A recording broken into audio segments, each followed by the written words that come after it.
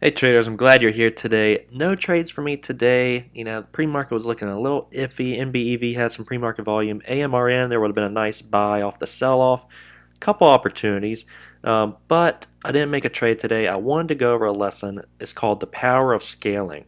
This is so important, and it's something I've really been studying and realizing and learning from when I had the live account now while I'm paper trained trying to figure things out. And you're on this journey with me. I'm very excited you're here and able to learn from me. Maybe you haven't opened up an account, maybe you already have, but there's still things to learn, and I want to make sure you're benefiting from them as much as possible. I want to be 100% transparent with you guys because I see a lot of people out there that claim to be gurus or furus. Like, there's been a lot of people getting exposed out there in the last year or 2 years, and there's probably still more to come, and it's just really disheartening. The greed of some people is just really sad. Yeah, it really is sad how much greed people have. I definitely have goals that I want to achieve, but money's not necessarily part of it. I've told you guys a million times I'd be happy if I was making $50 a day trading. The money doesn't matter. I enjoy waking up and doing what I love to do, and I want you guys to find that place too. I want you to be able to wake up and love what you do. I've had really big winning days. I've had really big losing days. The point is we got to find consistency. Consistency comes before profit. And I really think the power of scaling is going to help not only me out, but you guys out as far as our consistency goes. So let's get into it. Why scale?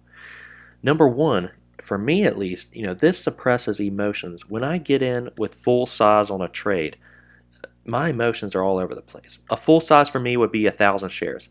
My mentor and a lot of people have really tried to talk me out of doing this because a one entry and one exit strategy is far inferior to scaling into your winners, scaling out of your losers, or just cutting your loss very quickly, period. When you're scaling in, you're minimizing your risk and you're maximizing your upside potential. Now let me explain a scenario in which scaling in would work. And this is what I'm going to do when I go live.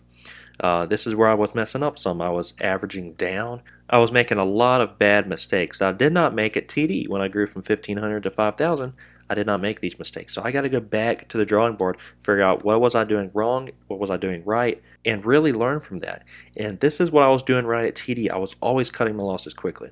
I wasn't scaling in necessarily, but I was cutting quickly. And now when I go back live, what I want to do is scale into my trades. So a normal position is 1,000 shares. What I'm going to do now is enter 500 shares. And that way, if the stock goes against me, I'm minimizing risk. Point number two here, because I can cut my loss very quickly.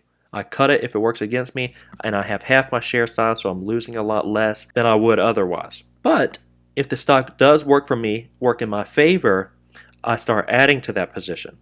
If the stock starts working in my favor, I add 500 so I get to my full 1,000 share position, or I can even add more than that.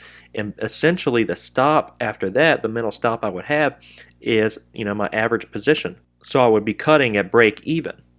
If the stock works in my favor, I have maximum upside potential because the stock, if it keeps going up, let's say I get in at $1, 500 shares is working in my favor. I add 500 shares at 105. It keeps working. It goes all the way up to 125. At that point, I have maximum upside potential because I've scaled into my winner. But let's say I put in 500 shares at $1 for the dollar breakout, and then it hits 105 and turns into like a fake out breakout. I can cut quickly.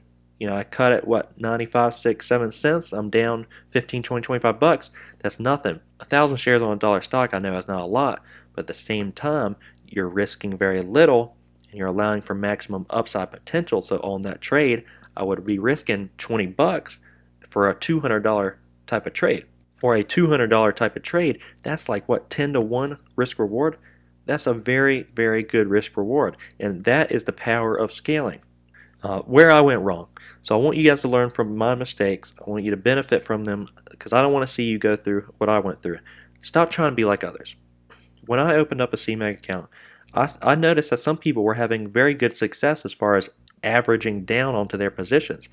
If a stock went against them, they would just start adding, and just averaging all the way down. If they were a short seller and they thought they were shorting the top, they would keep adding as it keeps going higher and higher and higher. And oftentimes, a lot of these guys, they end up making a ton of money doing that. The stock ends up eventually coming back down if they're shorting, or it'll eventually pop back up a little, if they're a long bias trader. But I know for certainty this is where I went wrong. I was doing that some, and I was not seeing a very good success rate. Sometimes it would work out, but the times it didn't, you're blowing up your account.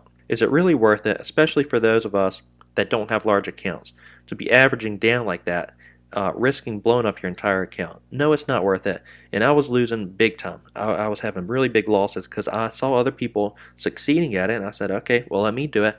It just wasn't working for me. When I open up a live account, I'm going to scale in, start with a starter position, half of my position size, and scale into my winners, and then I'm going to cut very quickly if it doesn't work in my favor. And that's my second point here. I wasn't cutting very quickly. I was allowing my losers to escalate and become very, very large losers. In my winners, I'd always cap my winners way too early. Like, oh, I'm up $100, let me lock it in. Rather than adding to my winners, I would add to my losers, and that's a very big mistake. It's an emotional mistake. I'm paper trading now. I think I've had one red trade in the last few weeks. One red trade. Obviously, I know how to trade, but the mental, psychological side of it, the emotional side, I'm struggling with. And I got to set rules in place for myself so I don't screw up again when I open up a live account. No more adding to losers. Absolutely no more adding to losers. It may work for some. I have to have a rule in place for me because it did not work for me. And that's my next point. You got to be you. No one knows you better than you. Find your weaknesses and turn them into strength. We don't have to trade like everyone else. There's a lot of different ways to trade. Some people are successful at certain things that we might not be. And some of you might be good at, averaging down, but I'm not. It doesn't work for me. It did not work for me, and I have to change that. Thank you guys so much for watching. I really hope you learned something about the power of scaling. If you haven't yet, go ahead and hit that subscribe button. We'll see you tomorrow.